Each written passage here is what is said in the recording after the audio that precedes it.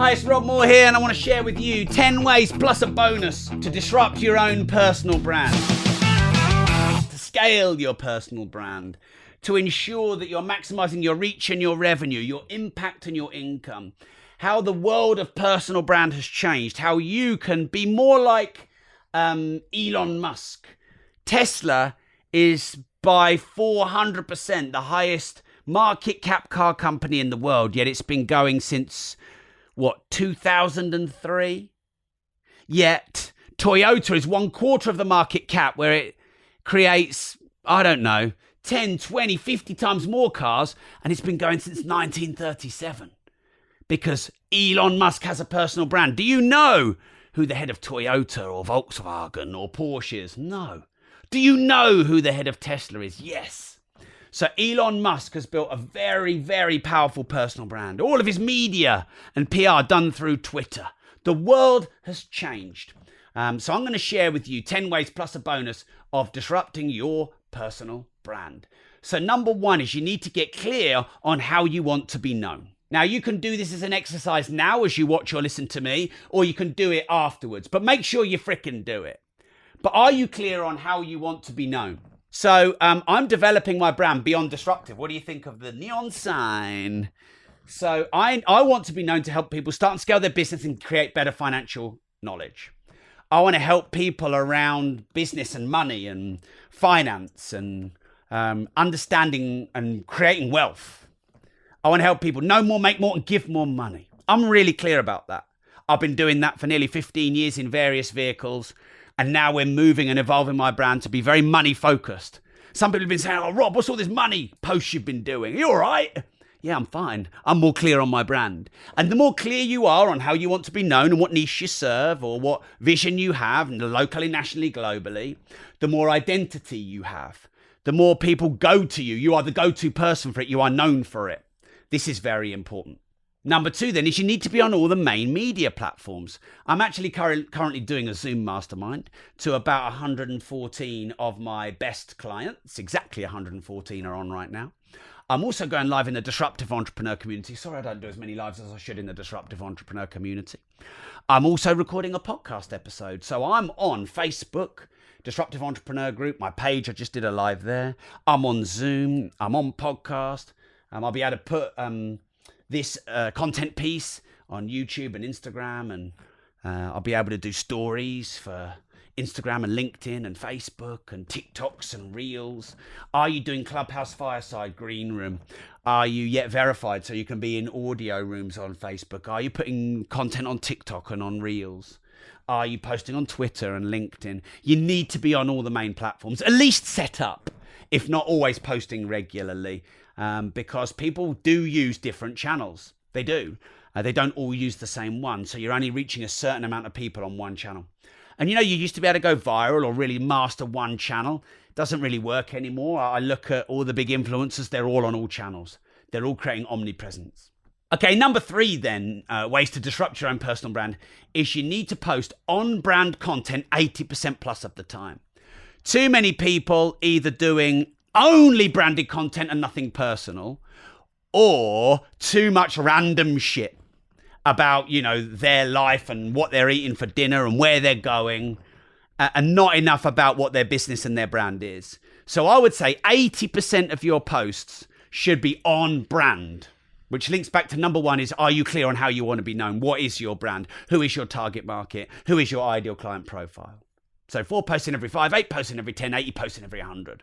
Okay, number 4 on ways to disrupt your own personal brand is you need to ask your audience regularly what they want. So on the Zoom Mastermind and here on the Facebook Live, let me know in the comments, what would you like me to share the most? What content would you like me to deliver? If I could share content with you that would make the biggest difference to you, what would it be? Let me know in the comments. Let's have a look. Because most of you are my ideal client. You are the kind of person that buys my products and services and gets use from my content. So you can be specific and tactical, or you can be generic and, sort of, I was going to say vague, but that's not the wrong word. You can be like, so for example, Priscilla said, what's happening right now in business? That's quite general. Some people say, how do I get 5,000 followers on a social media platform? Or how do I turn on Facebook supporters? So let me know in the comments right now, all of you. I can see you all. You think I can't see you? I can see you. put in the comments. So, for example, Gemma said, how to create endless amounts of valuable content, a system for doing that. How to not be a puppet, how to continue to inspire, how to survive the pandemic. So, how to run the numbers of my business when it gets running so I can really track shit. By shit, I think they mean things. How to get verified on social channels. Exactly. So now what I've done is started to ask my audience what kind of content you want. And so really, property strategy for beginners. How can you systemize to remove yourself from the day-to-day? This is probably now 7 or 8 different pieces of content that you fed to me that I need to feed back to you. If you fed it to me, that means you want it. If I feed it back to you, that means you get what you want from me. And that can be a virtuous cycle of 1, creating more content when you get a bit dry. 2, making sure that your content is on brand and you're answering the needs, the wants, the pleasures and pains of your ideal clients. And 3, they're much more likely to buy stuff from you if your content is on point with what they want. It's called crowdsourcing. It's not that hard. Simple, not simple, because not enough people do it. Number 5 then, on 10 ways to disrupt your personal brand, with a bonus 1 at the end. Repurposing your content for omnipresence and leverage. Now, my guys on the Zoom mastermind here have heard me say this 2 or 3 times, so I don't want to labor it. I'm going to have to be super quick. But essentially, you need to be creating content simultaneously. So the best way to do that is to go live on a channel and make sure that you get the recording of the live. So I'm here live on the Disruptive Entrepreneur, and then when I finish that recording, I can download it to my phone in HD. Which means I have the live for the Disruptive Entrepreneur community on Facebook. And it means I have the original video footage in HD form. And that video footage can go to YouTube, and it can get cut up for TikToks and Reels and LinkedIn and Instagram, etc. Then, of course, I can take the audio from it. The audio would be not bad. The audio is better on, you can see on the video, my sort of home podcast setup. So then I've got podcast. And I'm actually live on Zoom as well. So I've got live, video, audio, and then the only other format is written. And then if you get it transcribed, you've got the written format. This could, 10 ways to disrupt your personal brand would be a good blog. Okay, number 6 then ways to disrupt your personal brand is to start joint venturing and collabing with influencers and content creators and people either in your niche who are well known or in other niches where it's sort of complementary. You can interview people and you can infiltrate their following. Or you can do a collaboration with people of equal following size where, you might, for example, they might interview you and then you might reciprocate and interview them. Or you might do a joint episode together and then publish it on both of your channels. So you start with people who are your size or a bit above, and then you go up and up and up the food chain until you go to people who are much bigger because you're well known for interviewing or collaborating, or you've just got a half decent following. So there's always new levels of that and you get more reach. So there's always someone you can reach out to. There's always someone with a few more followers than you or twice the followers of you. Someone with 10 times the followers of me would still collab with me because my following is still good. And they would still get extra benefit and reach from that. And also, if they're not in the entrepreneur space, they might go, oh yeah, I want to get more entrepreneurs to follow me. Like Jordan Peterson. We talked about entrepreneurship and he had tens of thousands more entrepreneurs that followed him after our piece of content that we did together. And JVing and collaborating and interviewing is great leverage because ultimately someone else can come up with the content. You don't have to come up with the content. And it's fun. It's fun to work with people and collab and vibe and riff and all that kind of stuff. Okay, number 7 then on disrupting your personal brand is innovating and disrupting your content and your value to your communities. So that would be number 1, embracing all the new social media channels. I'm told now that Facebook are going to do Reels. Facebook are also launching audio rooms in the UK. Clubhouse was a brand new audio platform a year or so ago. So you start testing these new platforms. Do you have a Telegram? Do you have WhatsApp groups? Do you have a Discord? Do you do webinars? Do you do Zooms? What's the way in which you can communicate with your clients in a way that engages them or the way that they like to use? How can you make your memes more visually appealing? How can you make your content more viral? Continually test stuff, disrupt stuff, innovate stuff, try stuff. One, so you stop fatigue. It's up again, same content, same time, same day, same rant. If you do the same thing over and over, but also it's interesting for you as well as being interesting and engaging for them. Okay, this is a big one, number 8. You see me do this a lot. If you follow me on my Facebook page, make sure you do, by the way. My Facebook page is at Rob Moore Progressive, not my Disruptive Entrepreneur Community, but my actual Facebook page at Rob Moore Progressive. Make sure you're following me there. I'll put it in the no, I won't. At Rob Moore Progressive. Reason being is I do at least 4 pieces of content a week, which I call newsjacking. And newsjacking is content in the media that's in the news that I can leverage as content in my chosen niche. So, for example, there's a BBC article on 50 shops a day closing down, which is perfect content into my progressive property community. 8,700 shops shut this year already.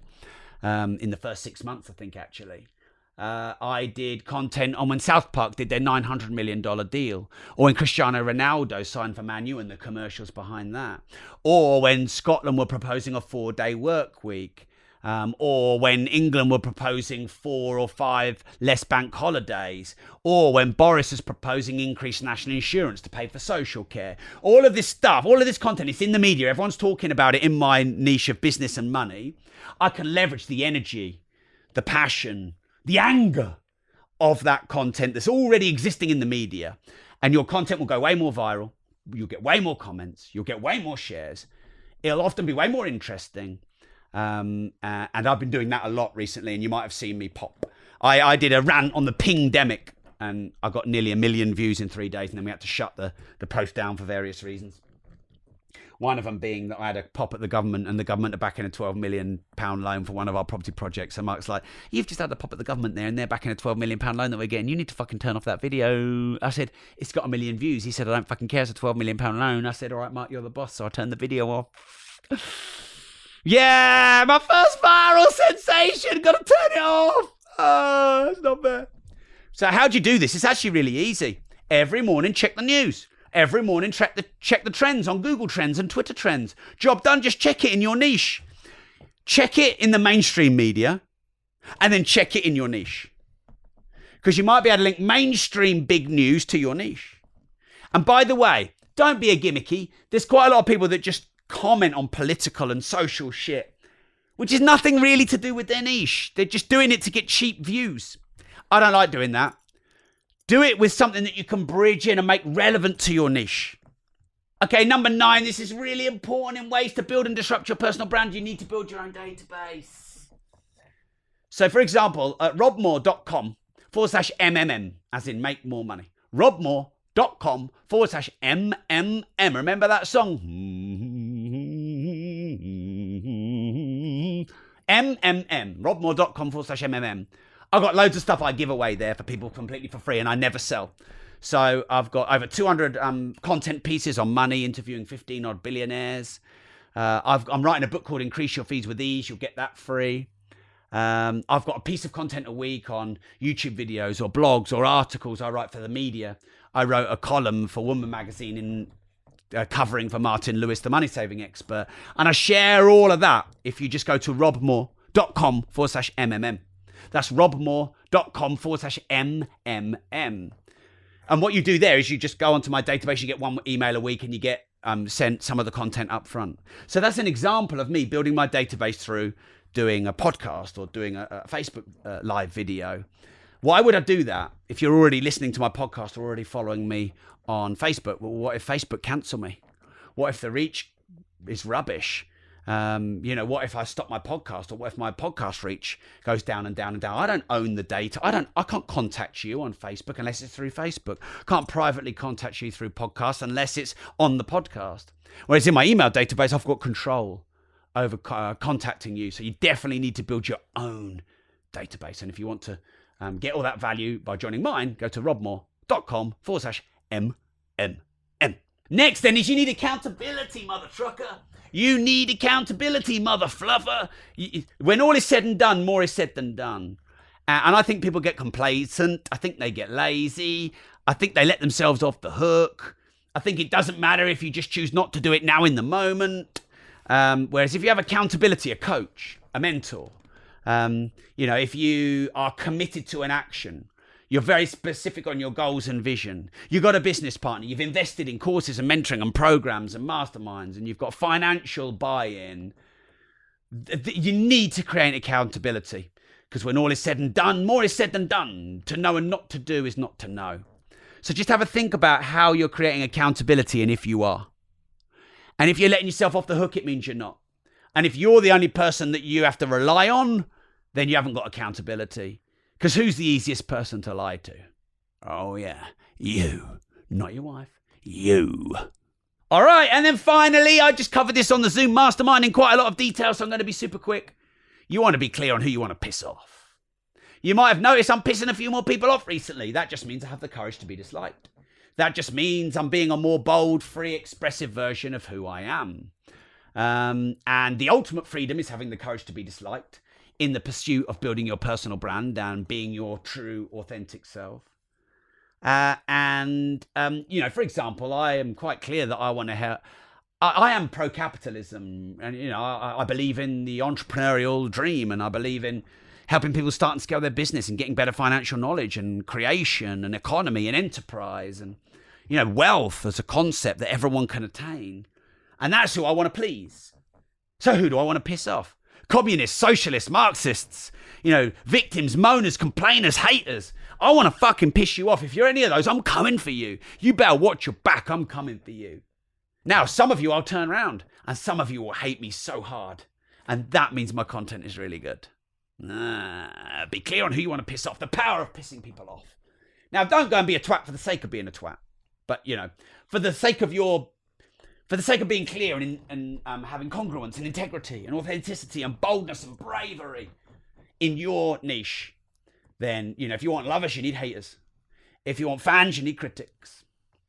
So a quick summary, the 11+1 bonus way to disrupt your personal brand. Number 1, get clear on who and how you want to be known. Number 2, set up on all the media platforms and content repurpose across them all. Number 3, 80% of your content should be on brand. Number 4, ask your audience what they want and give it to them through crowdsourcing. Number 5, repurpose a lot of your content through omnipresence and repurposing, like I am here doing live and do regularly. Number 6, do joint ventures, collaborations and partnerships and interviews to grow your connections and collaborations and infiltrate their audiences and get reach and revenue, impact and income. Make sure you innovate your content all the time. The backdrops, the locations, the style, the length, the channels that you put them on. Next then is to make sure you're newsjacking on relevant media to leverage that energy and emotion. 9 is build your own database as well as building your social media following. 10 is making sure you're fully accountable when all is said and done. More is said than done. Talk doesn't cook rice. And final, be clear on who you want to piss off and be brave and bold and courageous enough to be disliked and therefore accept that you're going to piss people off.